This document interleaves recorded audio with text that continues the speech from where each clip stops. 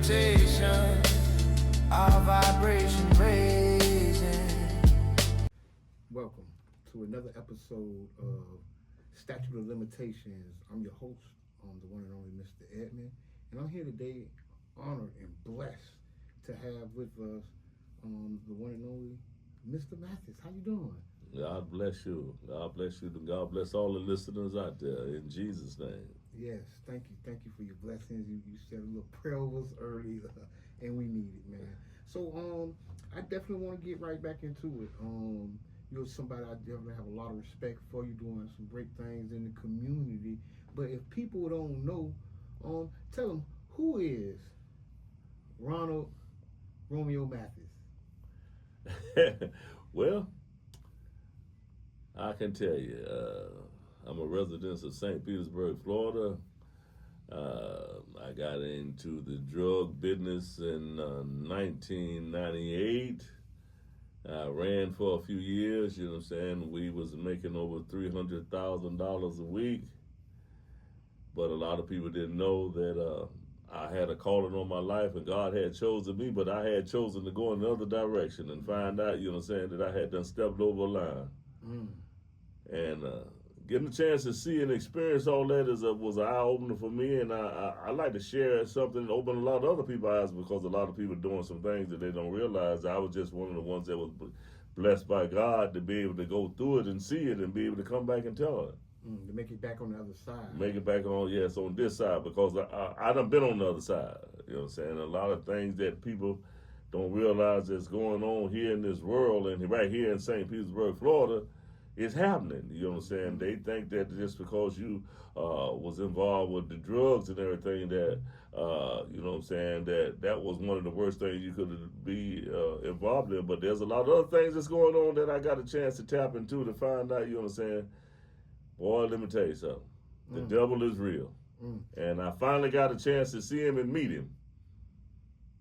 And I can tell you about him, you understand what I'm saying? It's not where I saw him in a dream. It's not where I saw him in a vision. It's not where I saw him on television. I finally got a chance to see him and actually meet him and realize that Satan is real. And he's not running around here in no red suit and no pitchfork, but he is real. And all he wants is to win some souls. All he wants is your soul. So, okay, and we definitely was talking about some of this stuff, and we're going to get real deep. But first, let's just start off, where was you born? And tell us about, your life growing up briefly. I was born right here in St. Petersburg, Florida, right in Bayfront Hospital. And I was raised up in the projects, Laura Park, over here where they done built the stadium. I was brought up in the projects, as they call them. You know what I'm saying? I'm the youngest of 6 children. I'm the baby of the family. And I'm the one that, you know what I'm saying, that moved my mother out of Laura Park, out of the projects and everything at the age of 17. And you don't find a lot of people that was doing it now. I wasn't involved in no drugs or nothing at that time, but I moved my mother. I graduated in 1976, and Community love, we are the Tampa Bay Breakfast Club. Yeah, the longest running show in Tampa Bay. We the Tampa Bay Breakfast Club. You been there, done that. Statute of Limitations, our vibration raising. Welcome back to the Statute of Limitations podcast. My name is Jabaar Edmond, and I'm here with the one and only Romeo Mathis. So we was talking about how you moved your mom out of Laura Park Apartments at 17 years old. How did that feel? Like, what that made you feel like? And you wasn't in the streets at that time either, correct? Yeah, I wasn't in the street. I was going to school, and I was going to work after school. But it made me feel good to know that I'm the youngest of the children out of all my mother's children. I was able to move her out of the projects and put her in a house. Me and her moved into a house together, you understand, at the age of 17 years old. That's powerful. That's powerful. So you already had a purpose. You already was moving with purpose even back then. Wow. To graduate at the age of 17 and move my mother out of the house at the age of 17. That's powerful, man. And like I say, not involved in any drugs or anything illegal, just working and paying bills, you understand? And it was a real blessing for her to know that her youngest Was out of moving like all that. 6 of her children Yeah. is the one that paved the way for her to have her own house. Did you do any service, or did you join the army or anything like that? I didn't go in the army or nothing. I just worked when I got out of school. At one time, I was working like 4 jobs. Yeah, you was getting it. You was getting I was to getting it. it. I was working Yeah. 4 jobs. When Yeah. I graduated, I was working 4 jobs. You understand? And Yeah. paying bills and everything like that. And then here it is. At the age of 19, I moved into the house next door to my mother. Okay. I bought another at the age of 19. So that was right down off Quincy, or by Quickies over there. Over there by Quickies on 16th Avenue. Okay. Yeah, Okay. well, The legendary. yeah, And they so- I know about that. Yeah, so I was at the age of 19. I bought the house right next door, working 4 jobs, nothing illegal.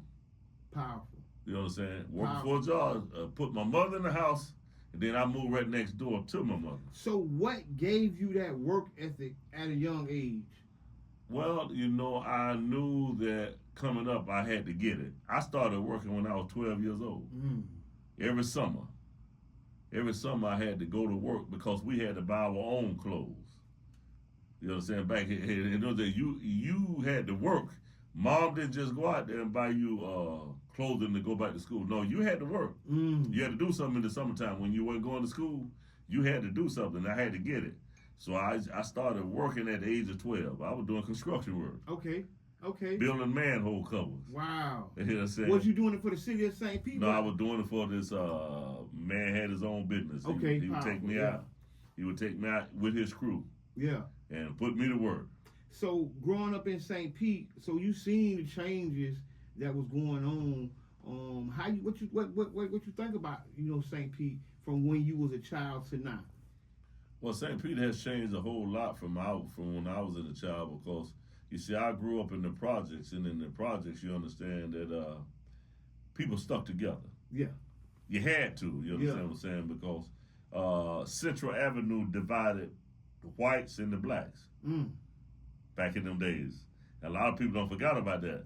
Central Avenue was a dividing line. All the white people stayed on the north side, and all the blacks stayed on the south side. So you know what I'm saying? That was a dividing line. Now blacks could go over that line when they went over there in the white section to work. See, when they went to work. But other than that, we stayed over here, and we had to take care of each other.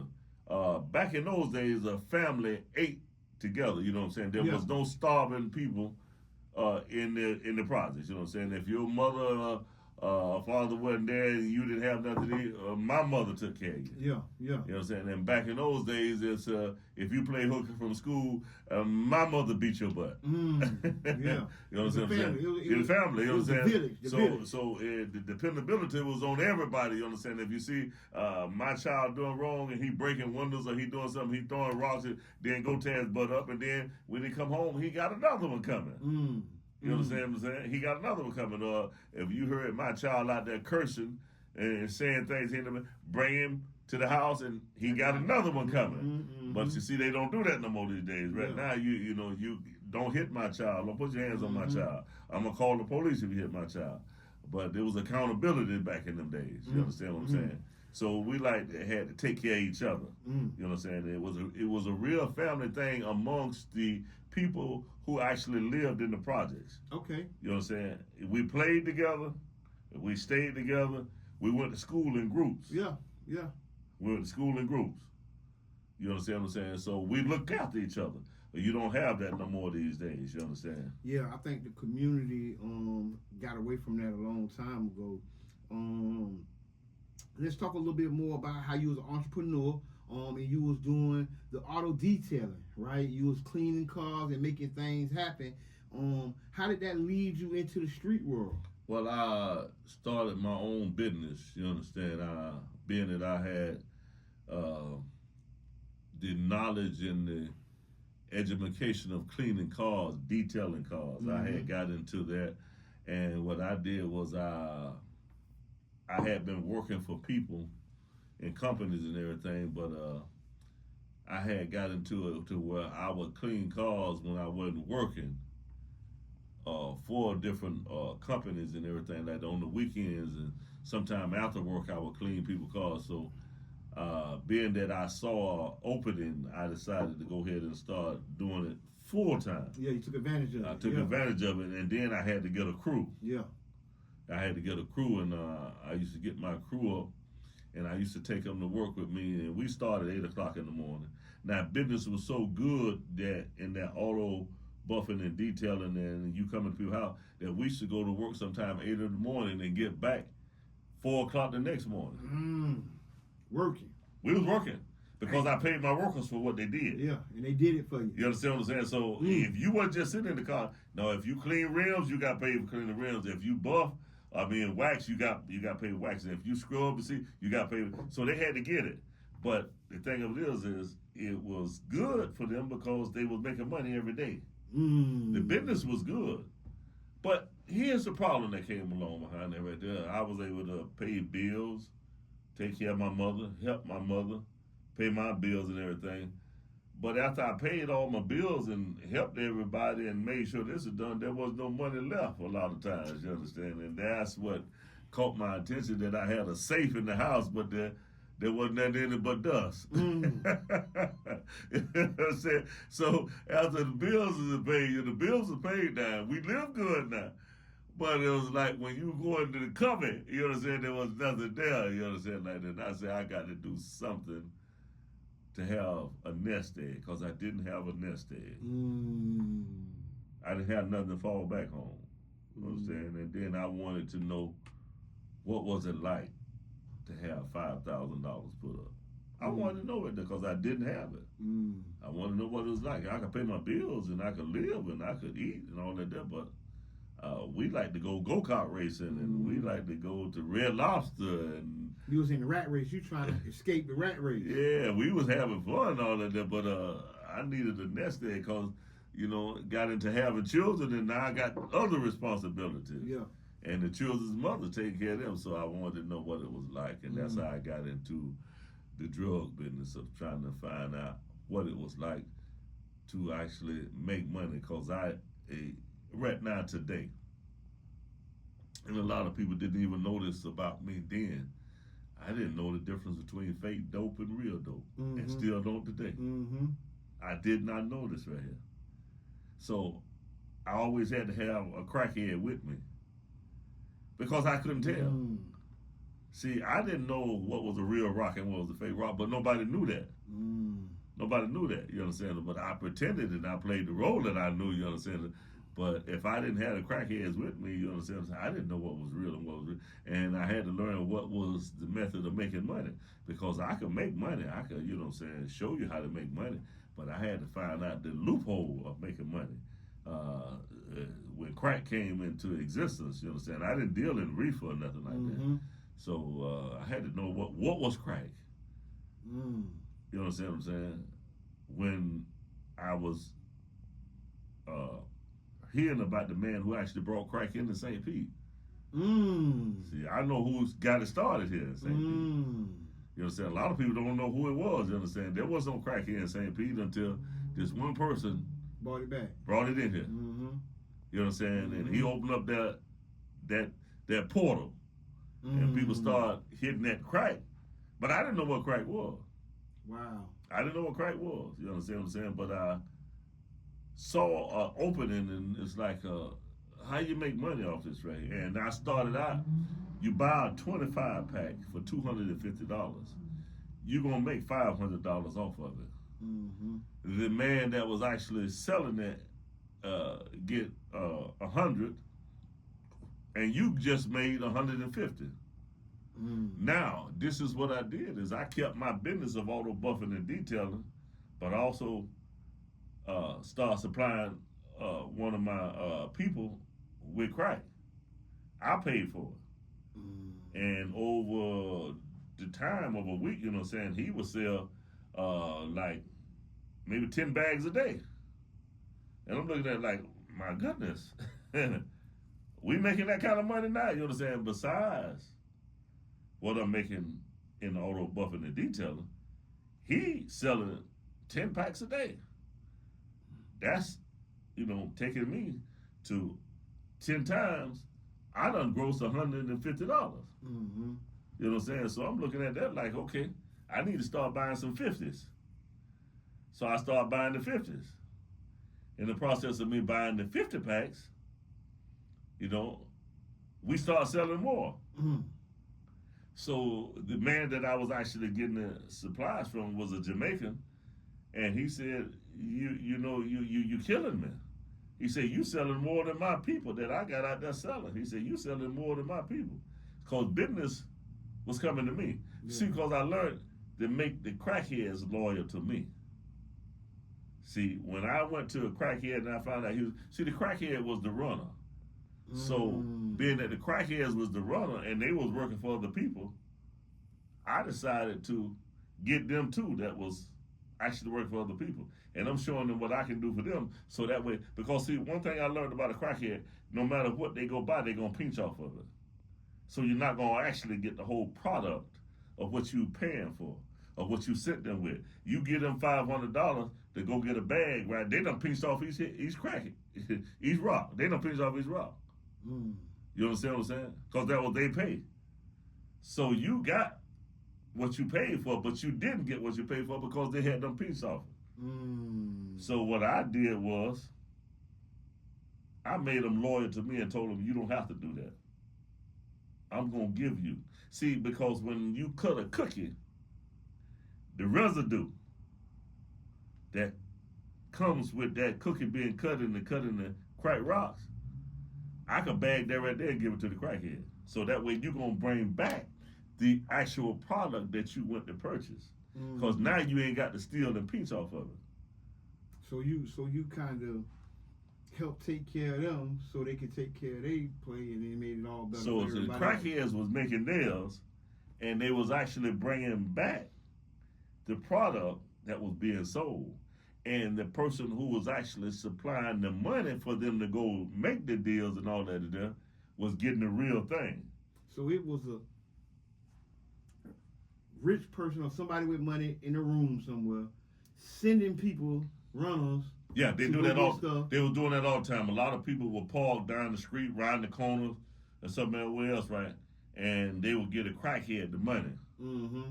And they would wait until the crackhead come back. That way, the crackhead get busted. You understand what I'm saying? They didn't get busted. So I learned the lesson behind this right here. So these people parking across the street, not across the street, down the street, riding the corners and everything like that. So the crackhead got time to actually do his little thing. So, but I told him, this is what I'm gonna do. Bring the money to my people. And I want you to take back what my people give you. I don't want you to cut it. I don't want you to pinch off it, because I got you. I got you. I'm going to pay you.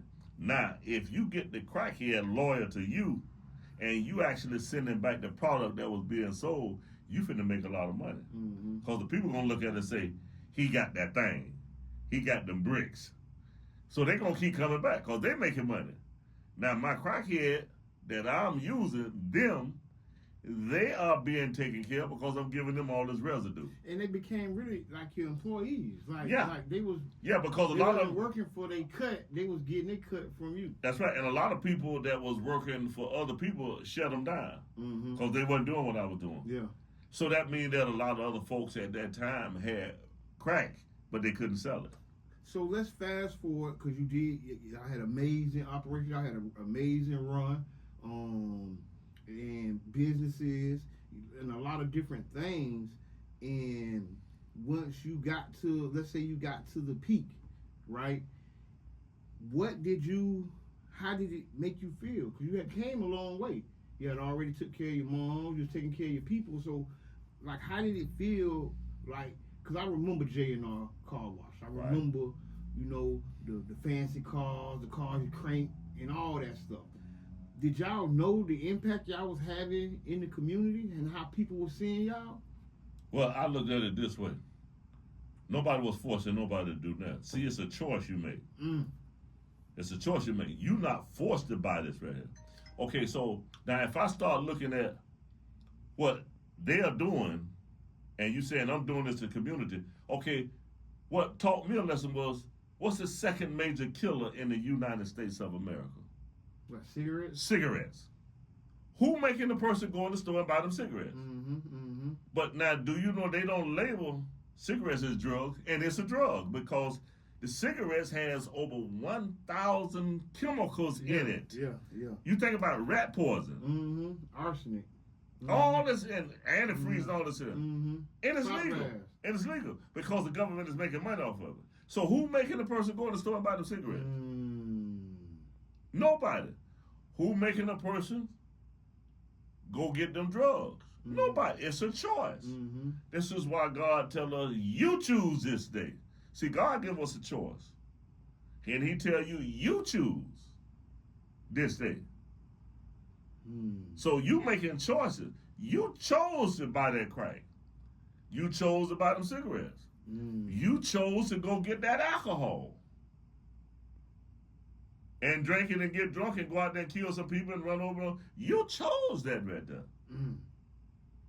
You understand what I'm saying? Yeah, that's deep. That's deep. That's deep.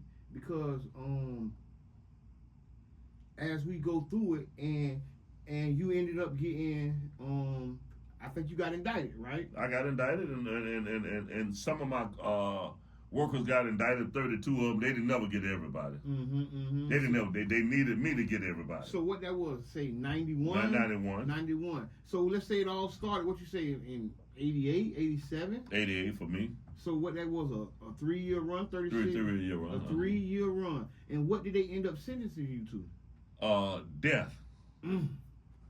For a 3-year run? There was a lot behind what was going on. You see, let me tell you something.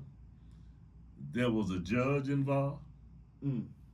There was police involved. You told me some of this, yeah. There was legal attorneys involved. It was a big operation. So it was a lot of crooked things going on, you understand what I'm saying? So don't think the police department ain't crooked.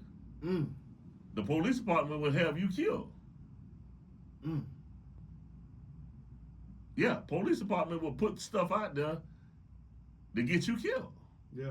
At that time, you understand what I'm saying? There was a lot of illegal dealing in the police, St. Petersburg Police Department. Yeah. You understand what I'm saying? Because they drop dimes on people, you know what I'm saying, to let you know what these people are doing, these people are doing. Because, see, they are limited to what they can do. See, the police is limited to what they can do, but they will allow somebody else to know what that person is doing, what they're saying, so that person get knocked off. And they don't care nothing about that right there. It's just, let me tell you something about a snitch. When you go to becoming a snitch, the police will have you killed because they're gonna let folks know that you're snitching.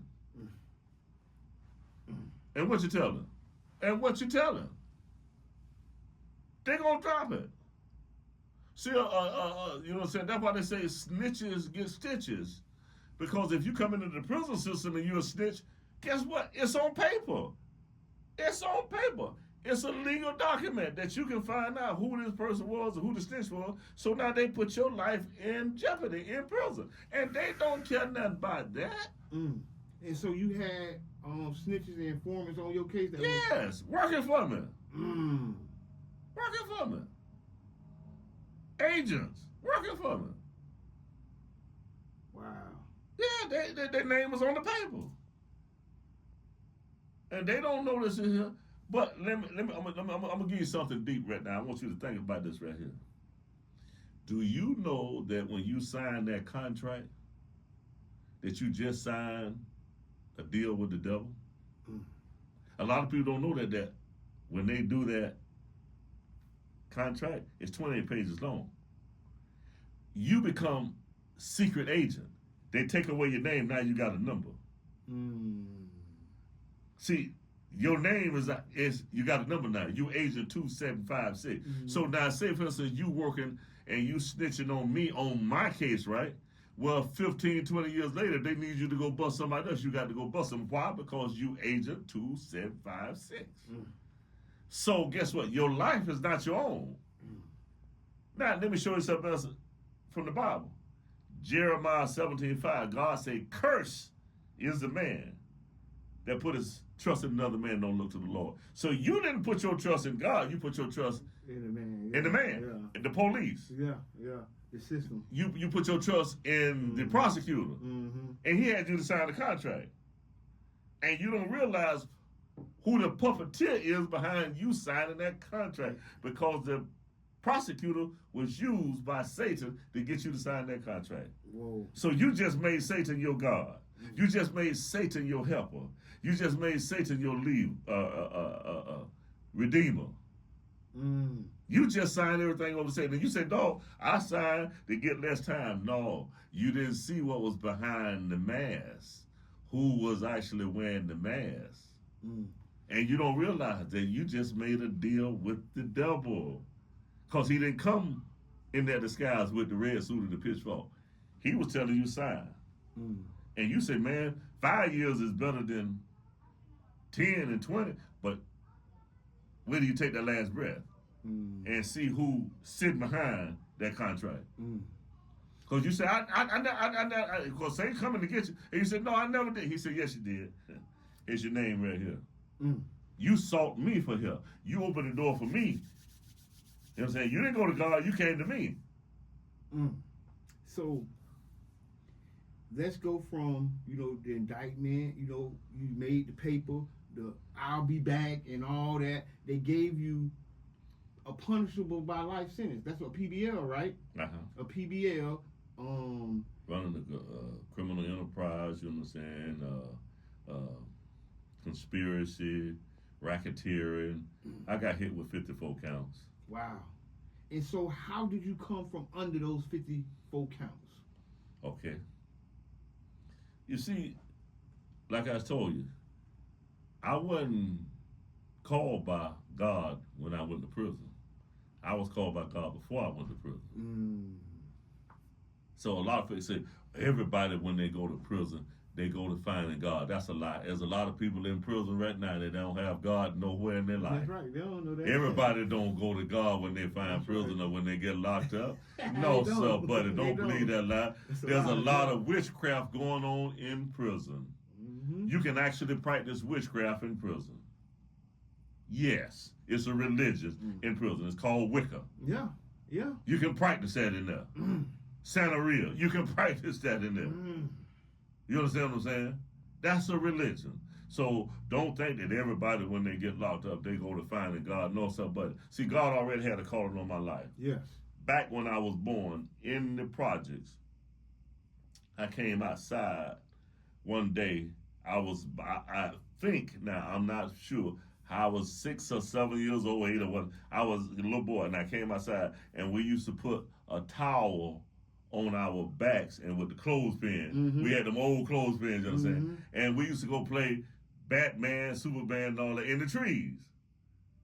We used to get in the trees, you know what I'm saying, and play Batman and all that. So I came outside one day in the projects, and I had my towel on, you know what I'm saying, and my clothespins on.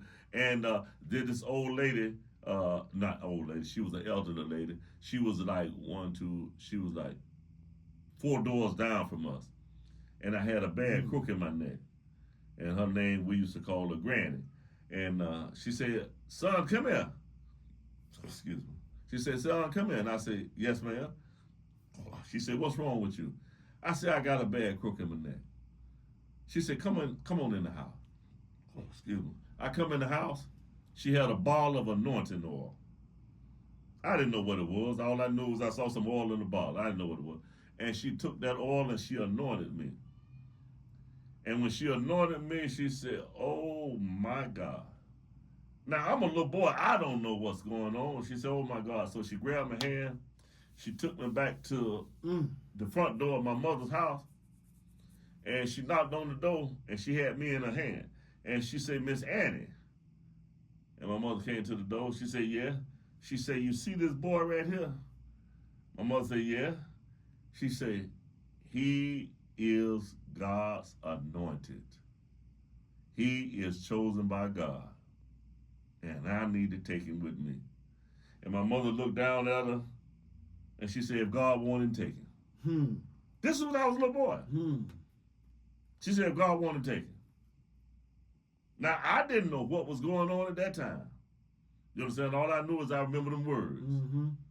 And I remember what she said. And I remember she took me to a Holy Ghost church. I didn't understand what was going on in there, and I left the church. I said, man, I don't know what's going on in here. These people speaking in tongues and all that. What? I didn't know they were speaking in tongues. I said, what's going on in here? But she took me to church. And I walked away, and that's when I walked away from God. And I lived this life, not knowing what was coming. But you see, time and time again, as I was coming up, people tried to kill me and shot at me and did everything. And I always thought it was luck. And come to find out, there ain't no such thing as luck. There ain't no such thing as luck. It's a word that we use. It's a God's angel was around me, protecting me. And so one day, as I told you, I was working at Big Tim's Barbecue when I graduated. I was working at Big Tim's Barbecue and on 34th Street. And I had to go outside to the trash can. And while I went outside to take the trash out, we had a little area that we used to keep wood in for the fire. It was a fenced-in area. So when I went outside, I looked, and down on the ground on the road, this man sitting down on the road with no shoes. And he had on some old jeans. And he had a rope around his waist. He had on an old t-shirt. And his hair was snow white. And I looked at this man and I said, this kind of strange here. This man out here in this area with no shoes on and everything back here in this road and out there with his wood at and his, all that said, it's kind of strange. And his face was pale white. And he looked at me. He said, son, would you give me something to eat? And I said, yes, sir. I said, let me put this in the trash, and I'm going back inside, and I got a fire going, and I'm going to clean up and get my fire down to get everything in order. I said, I'm going to bring you some food out here. And I said, I'm going to bring you something to drink. He said, okay, I'll be right here. So I went inside, and I did what I had to do. I got the food all ready for him. I put it in a tray. White tray and all that, they ready to take out tray and all that, and I got him something to drink. I fixed him a nice meal. And I took it back out there to him, and he was sitting down. And I looked in his eyes, and this man had eyes like fire. I said, oh my goodness. This ain't no normal dude, you understand? Because he looked up there and smiled, and he said, thank you. And I said, I'll be back. I said, when I get everything straightened out in there, I'll be back, and I'll come back out and see if you need anything else. I fixed him a nice plate of food. When I come back outside, the man done disappeared. No, disappeared. No, I said disappeared. I looked up and down the streets. I looked this way. I looked that way. I went in the alleys and all that. The man wasn't nowhere. And I knew that he was barefooted. I knew he didn't have no shoes on. I knew he didn't have no socks on. So I said he couldn't have got far. And them old raggedy jeans, he couldn't have got far. Well, I didn't know that God said, be careful how some of you entertain strangers, because some of you have entertained angels without knowing it. But I knew this man wasn't no human. And I knew for a fact that something was going on. But now I wasn't doing right. I wasn't living right now. I'm not trying to tell you that I was a good boy and nothing like that. I was still living wrong and everything. But angel of God was there to protect me. See, God had his hands on me already. You understand what I'm saying? That was my first encounter. Well, that was my second encounter with God, because my first was when the lady anointed me. That was my second encounter with God, and I knew for a fact, you understand what I'm saying, that I had experienced something that was not normal. And you can't tell everybody this right here, because they say you done lost your mind. They say you're crazy. You're crazy. So did you ever give up? Did you ever like inside say, oh, I never make it home, I never be back? Oh, no, because the day that they came to arrest me, I already knew they was coming. They knew, well, the day that they came to arrest me, you see, a lot of people don't know that they didn't come to arrest me, they came to kill me. Because being in my mother's state right next door to each other, and I had them pit bulls and the Rottweilers and all that in both yards and all that. They couldn't penetrate that, so they killed the dogs in the backyard. They killed all the dogs. And then I had already received phone calls that they was raiding my drug houses and stuff like that, where my people were selling that and everything. They was raiding them and everything like that. So, and then I had got another phone call where the lady said, well, they're in the alley. They're in the alley, they coming to you and all that. So I'm standing there looking out my window, bedroom window and everything like that there, and I know I'm in the house by myself, but then I hear a voice behind me. And he said, get out of the house. And I turned around to see who it was because I knew I was in the house by myself. I knew what nobody else in there was. And he said, get out of the house. And then when he looked, when I turned around, I didn't see nobody. He said, I said, get out the house now. I ran to the front door, and at the front door of my front porch, there was a wooden cross over the door. I was standing up under the cross, that wooden cross, while they were shooting inside the window. The police were shooting inside the window because this is what they had decided to do: kill the dogs in the backyard, and the shots. People that's standing in the front would think that I'm shooting from in the house, so now they shoot in the house. So the people in the back, they hear gunshots, they say, he's shooting. No, that was them killing the dogs in the backyard. So now they shooting in the house, but they didn't know that I was standing up under the cross. See, I was standing up under the wooden cross right there at the front door. So when they snatched the door off and everything like that, they were surprised to see me standing there. See, they were surprised. I'm standing right there in the door. You shooting here, but I'm standing right there in the door. And that's when they snatched me out the house and put their knee in my groins and put their hand around my neck and all that there, and they messed my neck up, and that I had stuff my eyes at where I was seeing, my eyes was bloodshot, that I could see all kind of stuff, you know what I'm saying, they was going across because they were choking me and everything. But they didn't know that God was with me still. See, when they started choking me out, you know what I'm saying, put the hand and my nails and put the fingernails on and my throat and everything and stick them in, and they started cussing me out and talking trash and everything like this right here. They didn't know I'm looking at them, right? Listening to them. But I'm trying to figure out who was it that in the house talking to me. I ain't thinking about what y'all talking about. I wanted to know who was that in the house. Who told you to come out? Who was that in the house? See, what you doing don't matter no more. I'm trying to figure out who was that in the house. So let me ask you this then, because you went through the appeal process, and ended up getting a clemency. No. That's not what happened. Okay. See, first they hit me with the death penalty. You understand what I'm saying? They gave me 3 public pretenders who was paid for by them, working for them. Yeah. Public pretenders trying to get me to plea out and take a deal and talk and tell on everybody else. Because, see, they couldn't get the judge without me. They couldn't get the attorneys without me. They couldn't get the police without me. They couldn't get the people who had businesses without me. I was the only one who knew what was going on because my workers didn't know, because these people didn't deal with them. They never saw them. They only dealt with me because they knew they can trust me. So nobody could touch these people but me. And the police knew this right here, and they needed me to get them. But God had told me, do not take a deal, do not take a plea. See, God had sent a message to tell me, if everybody on your case plea out, you don't plea out. And you don't take no deal. So, when they came and they busted me, now I'm going to show you something else too. When they came and put me in that van, and I stepped out of that van and everybody heard me say, I'll be back. Listen to what I'm finna tell you now. I never said that. I never said that, but it did come out of my mouth. But I never said it.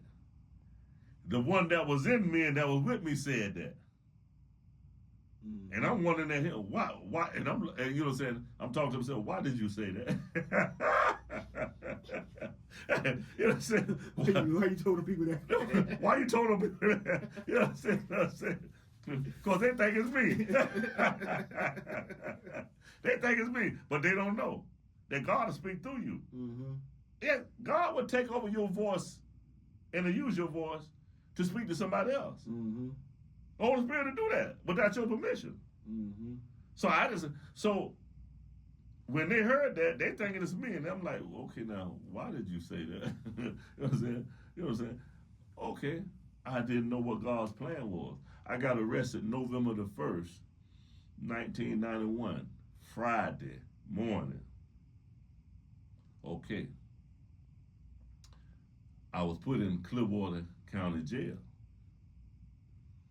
I stayed in there, and they put me in the infirmary because when they arrested me, they broke my rib. Mm-hmm. As you feel right here, you see my rib still sticks out. Because it was sticking out worse than it used to stick out real bad. But my rib was broken. They broke my rib, and my eyes was messed up. And the people in the infirmary told me that you have to heal from the inside. We could just wrap you up, but you have to heal from the inside. So my rib was sticking out. Ugh. So I was in the infirmary for a little while, and I told them, I'm all right, so let me go upstairs and put me in a room and everything like this right here. Okay. While I'm down there in Clearwater County Jail on 49th Street, I got arrested November the 1st, 1991. Now it's Sunday, November the 17th, 1991. Mm. So they said, Mr. Mathis, you got a visitor. I said, They said, you got a visitor. Now, I go downstairs, and this elderly lady who I used to take care of when I was out on the street, I used to pay her bills and everything and help her out. You know what I'm saying? Because when I was out on the street dealing in drugs, I paid a lot of people bills. I bought a lot of people food. I bought a lot of children's school clothes. I bought a lot of kids and stuff like that Christmas. And New Year's and Thanksgiving, their mothers depended on me. And a lot of people was able to keep their cars and apartments and everything because of me. I gave them this money. I didn't make them pay me back. I gave them this money because I always felt as though what good is it to have money if you can't bless somebody else? Mm-hmm. So I blessed a lot of people. So I was taking care of this elderly lady. So she came to see me. And her name was Mother Talbot. And I asked her, I said, why did you come to see me? I say, your grandson upstairs, because he was one of my workers and he was one that got arrested. I said, why you didn't come see him? She said, don't worry about that. She said, his other grandmother will see him. She said, but I came to see you. Now, this elderly lady sitting in front of me, and if you remember at that time, we used to talk through a glass on the phone. So I'm sitting up there talking to her and everything like this right here. And all of a sudden, while I'm sitting there talking to her, this man appeared in her body. Now I'm talking to a man. He transformed in her body right in front of me. A lot of people think this right here is, man, you dreaming, you know what I'm saying? No, this was a man talking to me. And I'm looking at her, and now this man got my attention. And I'm looking at this man, and he said, God said everything that you lost in your life, he gonna give it back to you in double. I said, huh? He said, God said he gonna send his angel to help you. I said, huh? He said, God said that all those who was against you in the beginning will be for you at the end. I said, huh? He said, you gonna receive a visitor. He said, he gonna come to you. He said, when this visitor come to you, I want you to bow down and worship him. I said, sir, who coming to see me and visit me? He said, he coming 12 or 12:30, but he coming. I said, who coming to visit me at 12 or 12:30? I'm in county jail. Who coming to visit? He said, don't worry about it. He said, he coming. He said, when you go back upstairs, I want you to pick up that Bible and I want you to start reading and praying.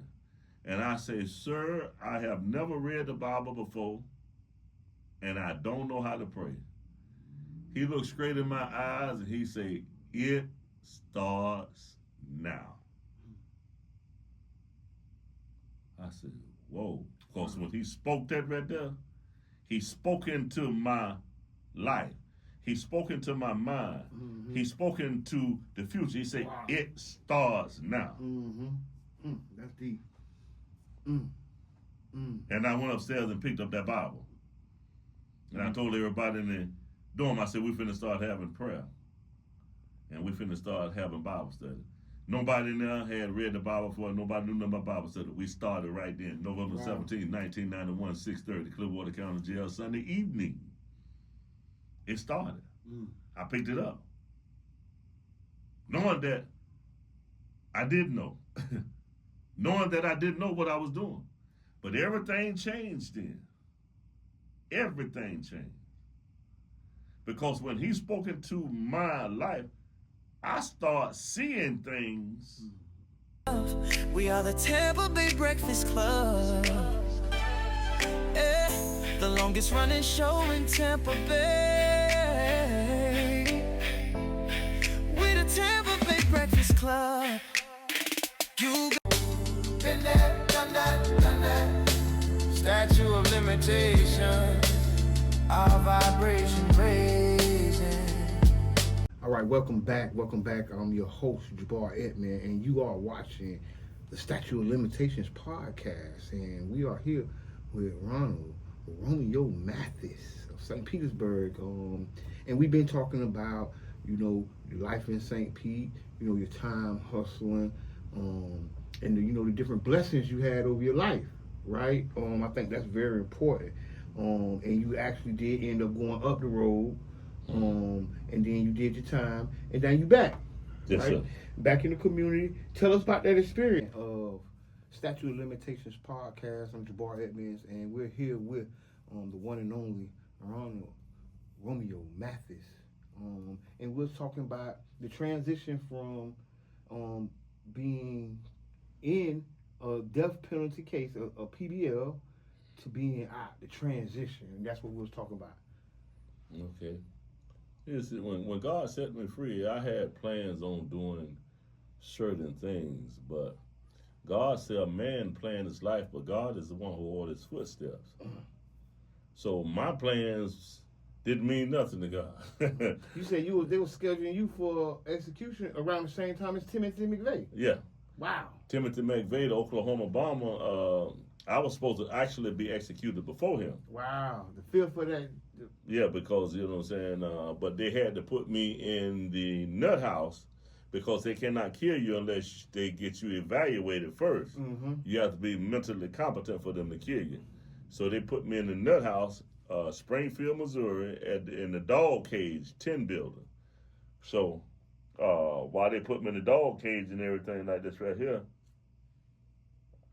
I had to bend down, and this is how my hand and everything got messed up and all this, because my left side went dead when they put me in the black box and put me in the dog cage and put me on the bus and everything. Well, while I was down there, they was trying to break me.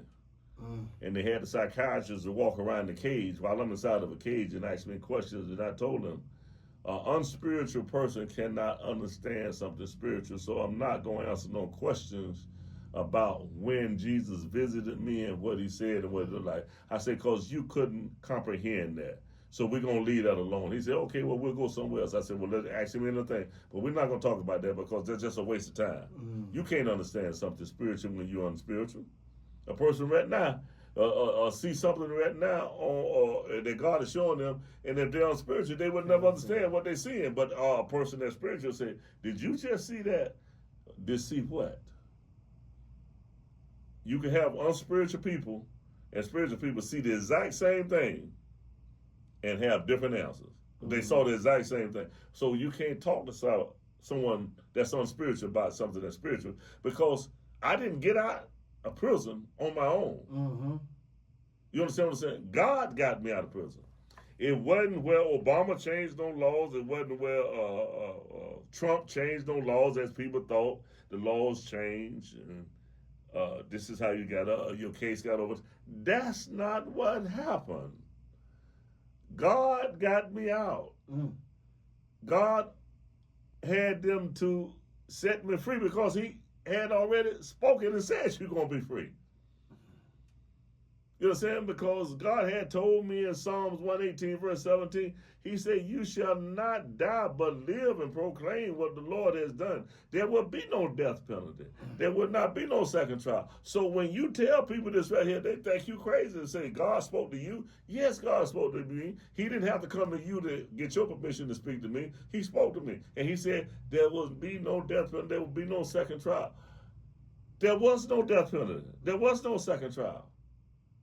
God said in Jeremiah 29, verse 11 and 12, he said, I know the thoughts that I think towards you, thoughts to give you a future and thoughts to give you hope. And he said, I'm going to bring you back to the place that I caused you to be carried away captive.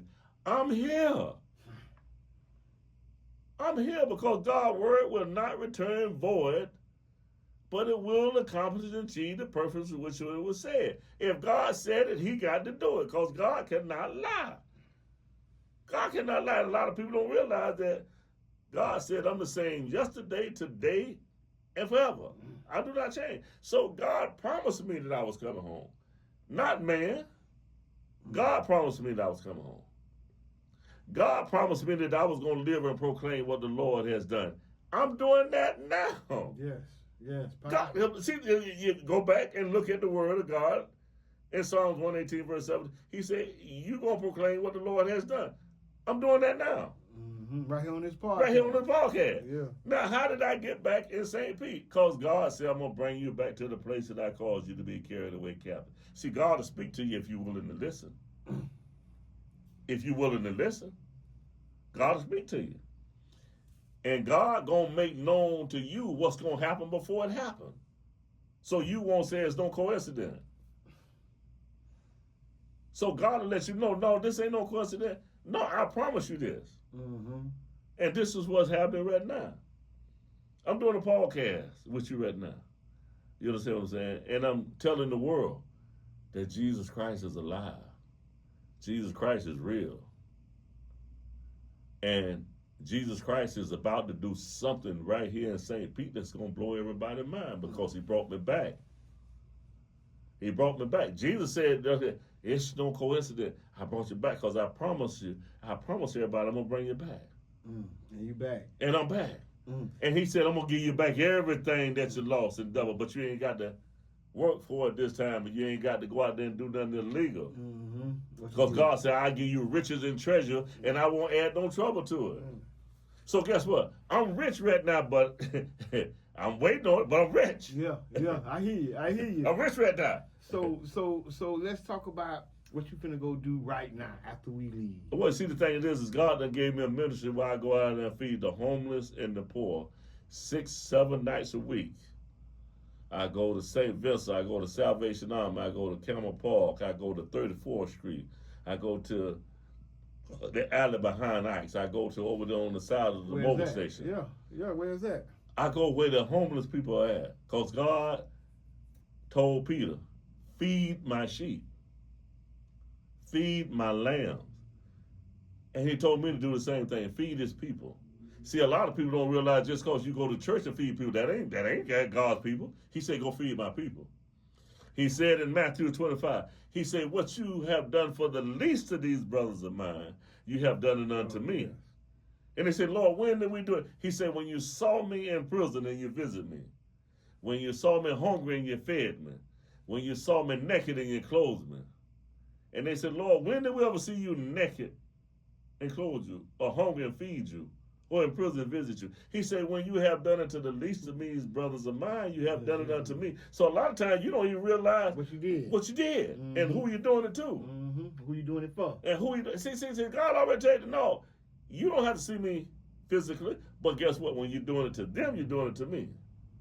Powerful ministry. How would, if somebody wanted to help you and somebody wanted to support you, how would people get in contact with you? They can contact me, you understand what I'm saying? And if they want to be a part of the ministry, you know what I'm saying, they can get in touch with Fancy Nancy. Okay. Because that's my partner. You understand what I'm saying? And we take contributions. We take help, because we feed a lot of people at night. We feed 175, 200 people. We feed a lot of people at night. So we always need help with bowls and spoons and forks and plates and waters, and we always need help with funds. You know what I'm saying?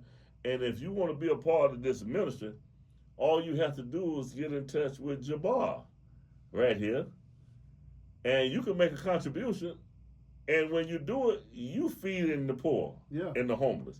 You can get in touch with Fans and Ants, or you can get in touch with me. Phone number 727-831-6399. I stay in the Legacy Apartments, 2350 9th Avenue South, apartment 315. We got Cash Out. We got Zelle. So if you want to be a part of this ministry, if you want to be a part of giving back, because that's what I do. I'm a part of God's ministry that He ordained and set forth.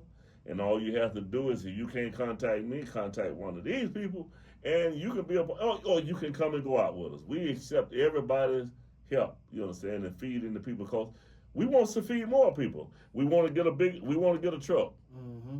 And stop going out 3-4 carloads deep. Yeah. And get a truck and go out there and style. Because I'm gonna tell you, it's an inspiration, seeing you do what you do, man.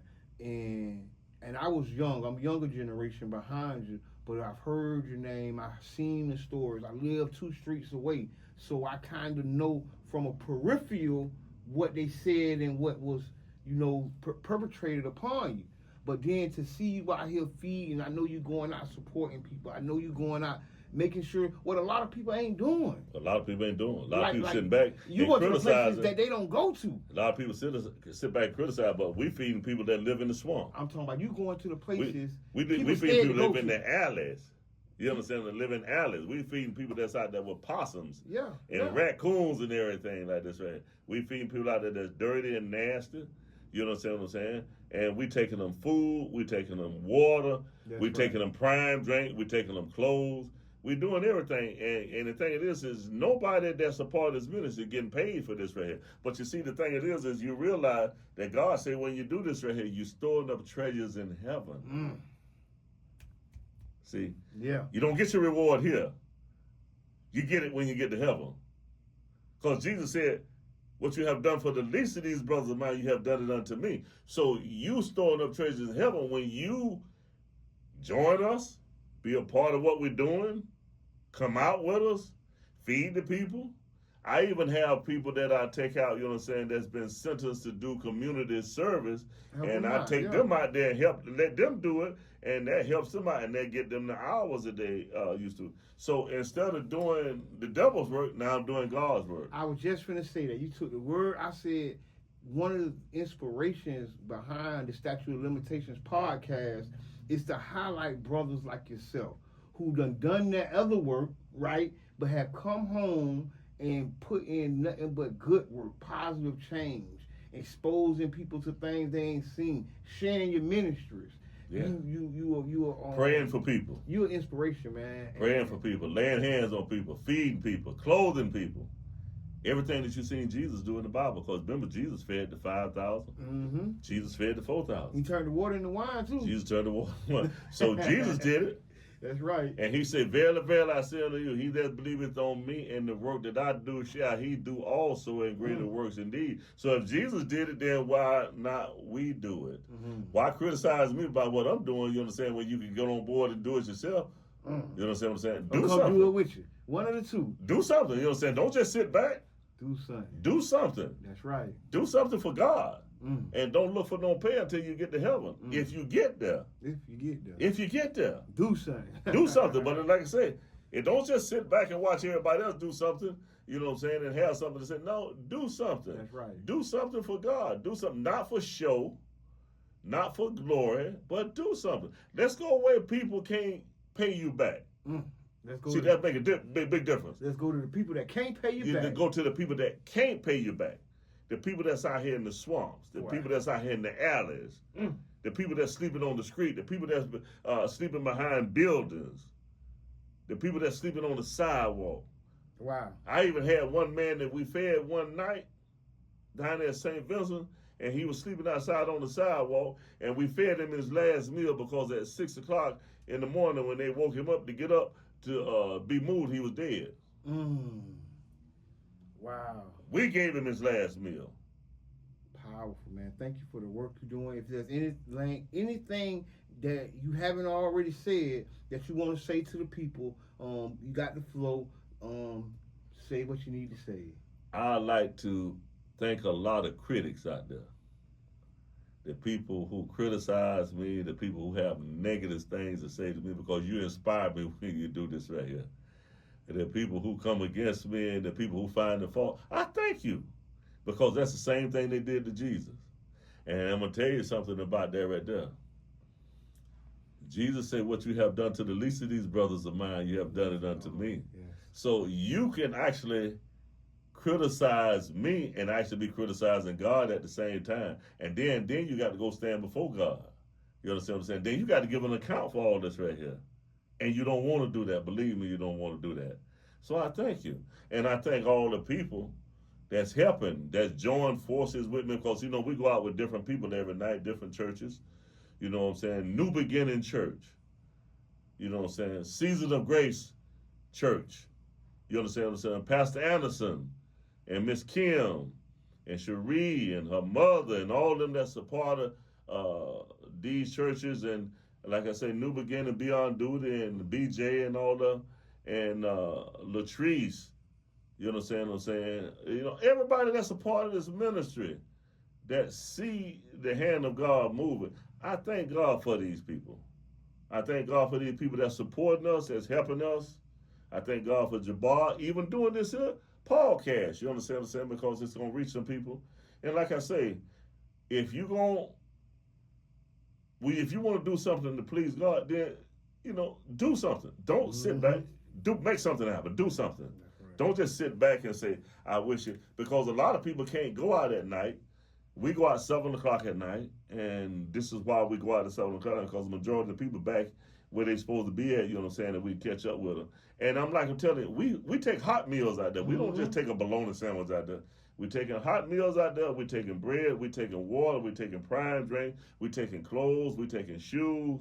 We're taking everything it is that needs to be taken to people who are less fortunate than we are. And they pleased with it, because I want everybody to remember this right here.